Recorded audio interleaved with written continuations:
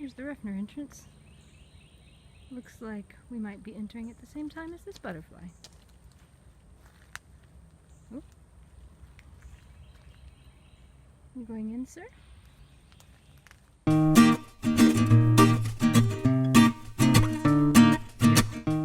Hey everybody, it's me, Rachel, and we're here at Ruffner Mountain again for our third field trip. This one's all about animals. Now you might notice this looks a little different than where we started the other two. That's because we are actually at a different entrance. Ruffner Mountain has two entrances on the back side of the mountain, and we've come into one of those.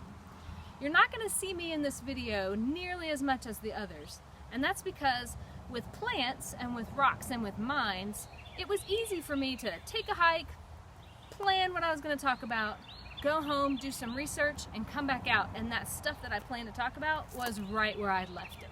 But with animals, not so predictable. You just don't know when or where or what you're going to see when you're looking for animals. So most of the videos that I have about animals are just from when I was kind of hiking by myself for fun, and I happened to see something and I caught it on video. Alright, so I'm probably not going to be in most of these. I asked a guy named Aaron, who works here at Ruffner Mountain, and he takes care of the animals that live at the Nature Center, if he would let me come and film him showing you animals and talking about the animals. And he graciously allowed me to do that. So there's actually going to be a bonus video where Aaron talks about those animals, okay? He knows so much about them and gave us so much information in such a good video that I'm going to give him his own video. So make sure you watch the bonus video with Aaron talking about animals, okay? All right, let's get moving. Okay, we are approaching one of my favorite spots at Ruffner, which is the wetlands. And it's called the wetlands because it's wet. It's fed by a natural spring. It's also called an artesian well. And the water's coming from it and making these three little ponds where frogs live. Did you hear that?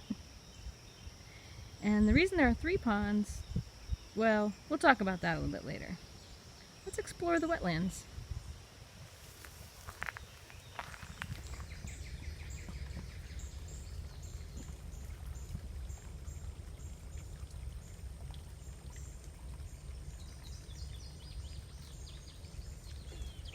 Oh, did you hear that?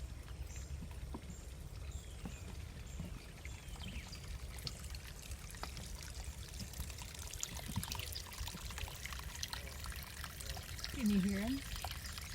Here's where the water is coming. A little trickle into this first pond. Let me show you the other side. It's coming down that little stream and here into the pond.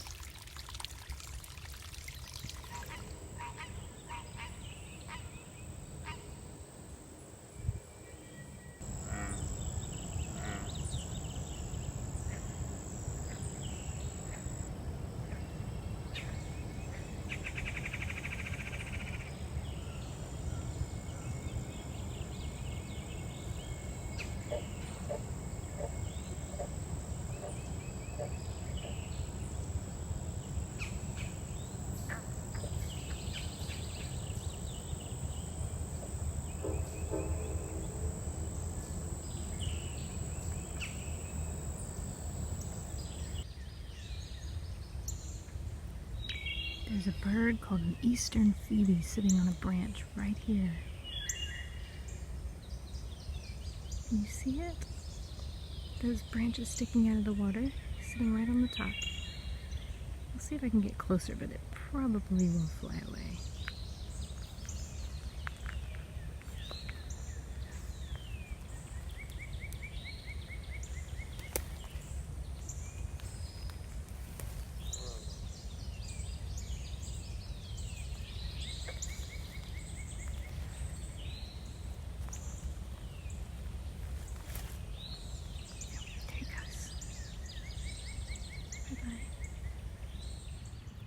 Now let's take a look at this. This tree that has fallen down, so it's a trunk, has a big hole that's come out of it. Can you think what might make a hole like that? And let's look at it closely. Look at all these marks in it. What do you think?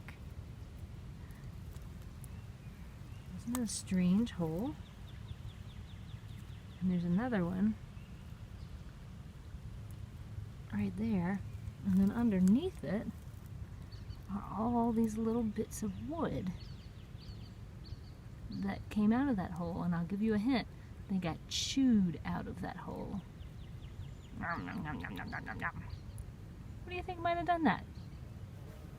Let's see if we can find some other clues nearby, and I bet you'll be able to guess what made these holes.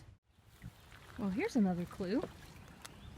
I'm coming up on this bridge between this pond and this pond, and there's a little strip of land in between, and the one on the right is lower. And look what I just found. Do you know what this is? It has to do with that chewed up tree over there. This is a beaver dam. Is that what you thought? Beavers chewed those trees and used them to build this dam to make themselves a safe home. I'm coming up on another little bridge here at the edge of the last pond, the third one. And let me show you what's next to it. You can hear the water running under it. It's loud, isn't it?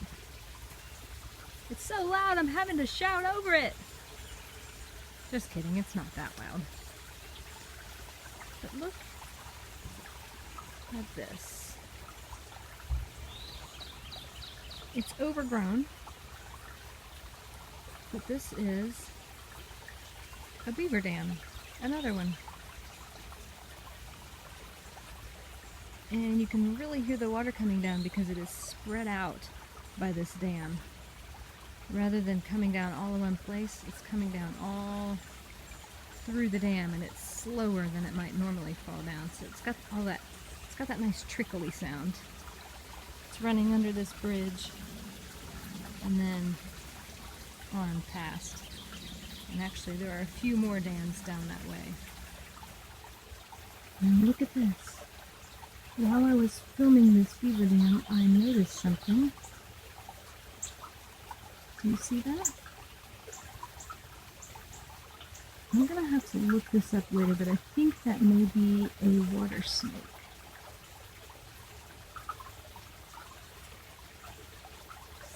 Taking a rest.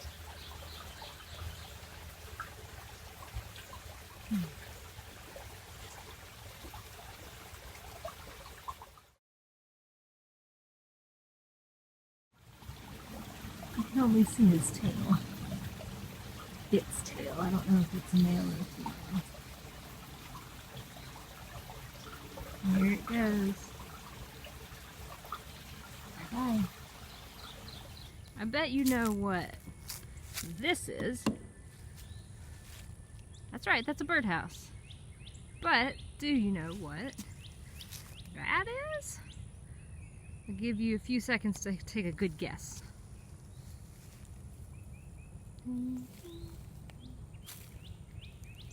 Alright, what do you think? Pretty good guesses. That is to keep squirrels from getting up into the birdhouse. They can't climb up past it, they just slip right off. Can you see that red bird? It's so tiny from here, and I'm zoomed all the way in on my phone. That is a summer tanager, and you don't see them very often. In fact, this is the first time I've ever seen one. I don't think it's happy with me. Go away, it's saying. Okay. Let me clear out of its space. How many different birds can you hear?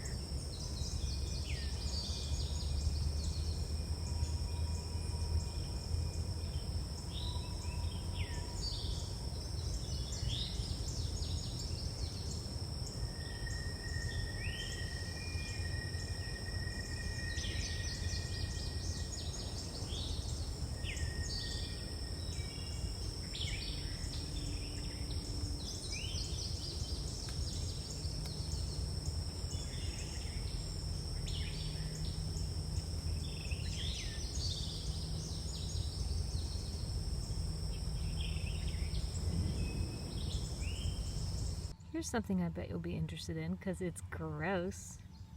You see these white bubbles on this plant? They look like a little bubble bath on the stem. Well, they are not a bubble bath. They came out of a critter called a spittlebug. Yeah, spittlebug, like spit, because it looks like spit, doesn't it? But you know what? It's not spit. It didn't even come out of the end of the bug that makes spit. It came out the other end. That's right. When a young spittlebug is eating, it's eating this plant, and while it's eating, all the excess sap from the plant that it doesn't need comes out the back end. It comes out the back end with lots of air, so it makes these foamy little bubbles. And in fact, the immature spittlebug is probably somewhere in the middle. Oh, that might be him. You can see right there on the right with the little brown spot. He's eating right now and still making these bubbles.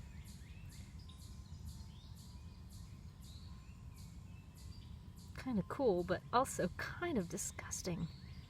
I mean, basically what I'm showing you is spittlebug pee-pee.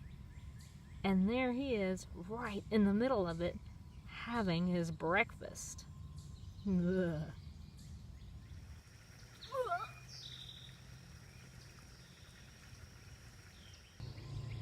Look at these bugs. I want to go over here. No, over there. No, I'm lost. Where am I? Where do I?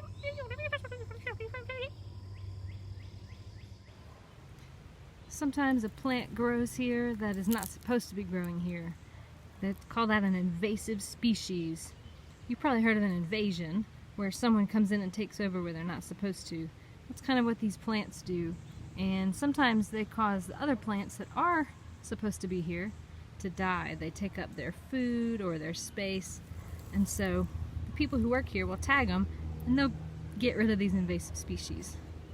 I did notice somebody else on this invasive species plant, not just us. You see that guy? There he is. He's watching me. Hey, look, there's a rabbit. Well, look at that. A red-eared slider, which is, of course, a type of turtle. This one's just hanging out. Doesn't even have his arms and legs out. He is relaxed. He must not have seen me yet, because he's pretty close to me. And he's drifting closer, and he is not reacting at all. I think when he sees me, he's going to go right underwater.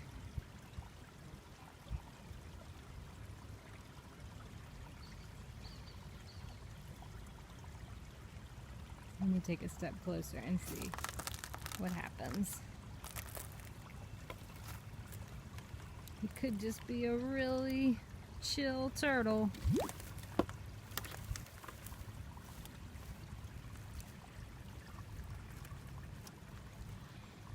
Buddy.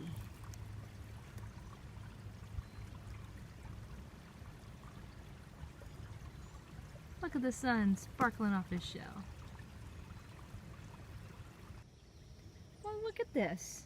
Here's a water turtle on land. Hello. And you know what? That's all we're going to do.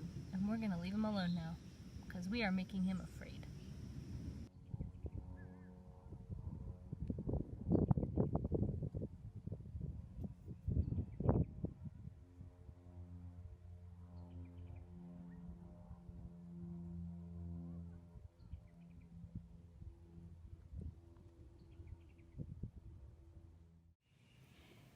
Here's a pair of dung beetles.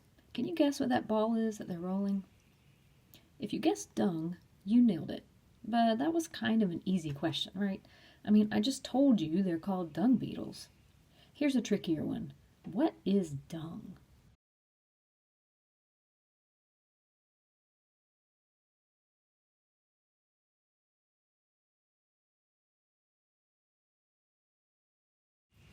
Dung is poop. A dung beetle thinks other animals' poop is paradise. This male beetle made a poop ball and rolled it around to attract a mate, and apparently it worked. This female was so impressed by the poo ball that she hopped on for a ride. When they find a spot that looks good, they'll bury this dung and the female will lay her eggs inside it. How'd you like to be born inside a big ball of poop? I'm not sure if that's less yucky or more yucky than having a meal inside your own pee bubbles. Gross. Do you see the hole in the ground there? That most likely belongs to a chipmunk. There's a few of them here. And I just saw a chipmunk, so I bet that's its hole.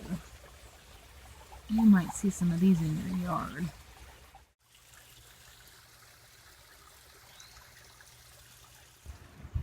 Do you see what I see? That is a big tadpole.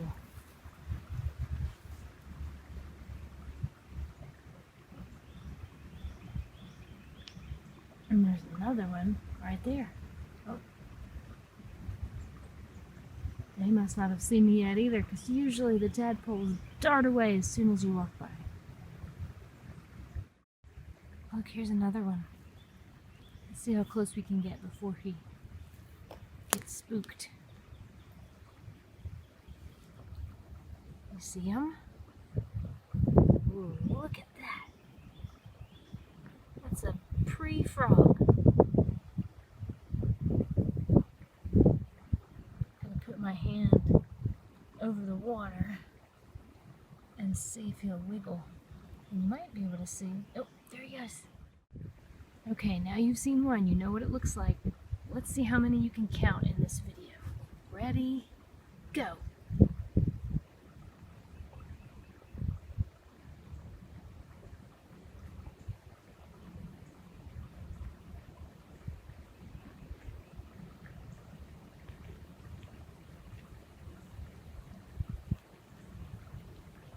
How many did you see? This fella, maybe a dragonfly, just swam off this log and right into the water. I'm gonna see if we can't help him out. I've scooped it out of the water. And now I was gonna let it fly away, but it's just waiting there.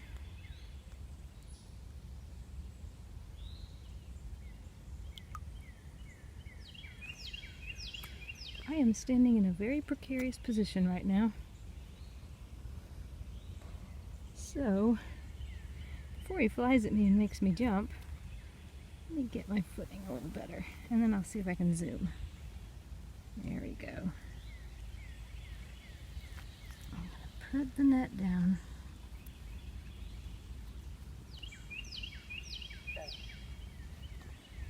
Let's see if we can get a good look at this one.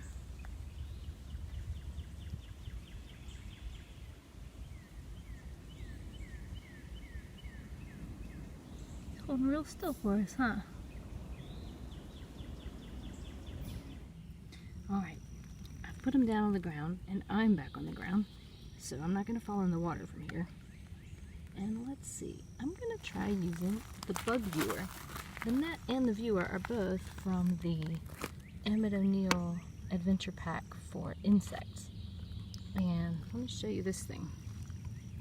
It has this handle, and this slides back a little floor on the bottom, like that, see? So that you can put it over an insect, slide the floor in so that they pick it up, and then it magnifies so you can get a good look, and then you can let it go by sliding the floor back again. Now he might not fit in here with those wide wings, but let's give it a shot and see. If it looks like it's gonna hurt him or something, then we're not gonna do it.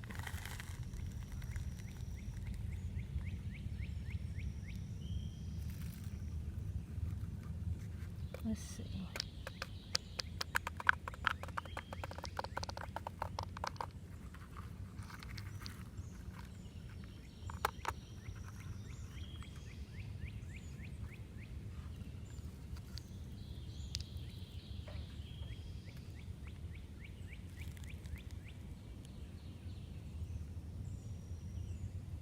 I haven't closed it all the way because his tail is still sticking out. But look at those magnificent wings.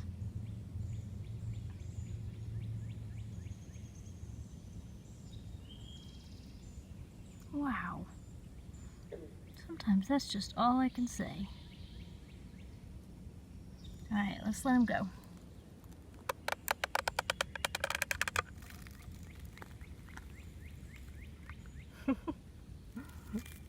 Doesn't want to go. I think he likes us. Do you see anybody here? Let's get a little closer. What about now? Do you see something? Let's see how close we can get without frightening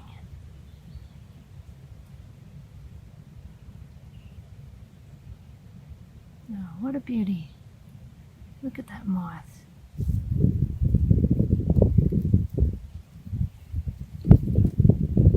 know what? I just saw some movement out of the corner of my eye. Right this way.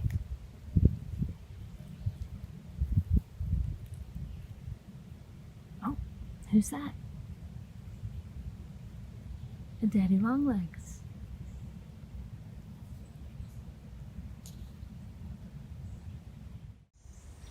There is a very tiny turtle sitting on this tree that's in the water.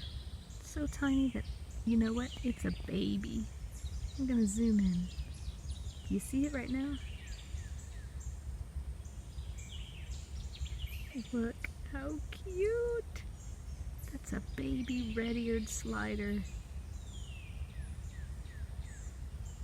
Water turtles are gonna have flatter looking shells than turtles that live on land.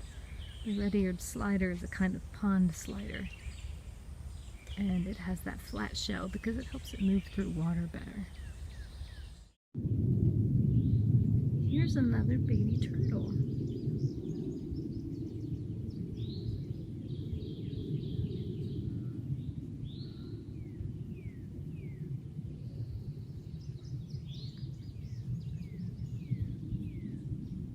Babies aren't as skittish as the adults. There were two adult turtles on this same log and they both jumped off before I could get very close at all. But this little one has been sitting there even for the last 3 minutes or so while I waited for a plane to go by so that it wouldn't be too loud on the video.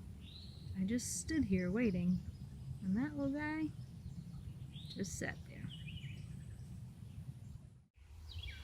Hey, little guy. Or little girl. I just got this millipede in the bug box. I just wanted to show you up close all that armor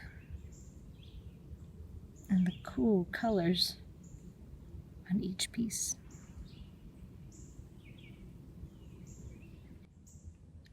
Now let's let him go.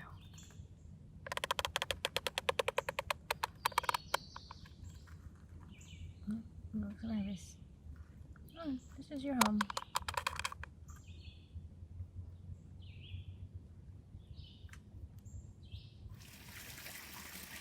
This is the natural spring that's feeding the wetlands that I mentioned earlier. So it's called an artesian well, which means the water's coming up out of the ground without having to be pumped. This thing is from mining operations. I'm not exactly sure what they were using this water for, but they definitely wanted to make sure that they could get it straight out of the ground. And this water is actually pretty clean. You could drink it. It's not as clean as what's coming out of the tap at your house, but if you're on a hike and you're thirsty, you can take a sip. Sometimes when I go hiking after it's rained, it's really muddy and it's kind of gross, and it gets all over my shoes and sometimes on my ankles and my legs, and I don't really like getting muddy. But one cool thing about hiking when there's mud is that you can really see animal tracks a lot better than you might normally be able to, because they get deeper when they are in the mud. So like right here, for instance, You see those two prints right there? Right next to each other? That's right there in the mud, and you can see them really well because they got so deep in that wet, wet soil. Let's see if we can figure out what kind of animal made these tracks. I'll show you some tracks on the right side, and you see which one looks like it's the best match for one of these prints in the mud.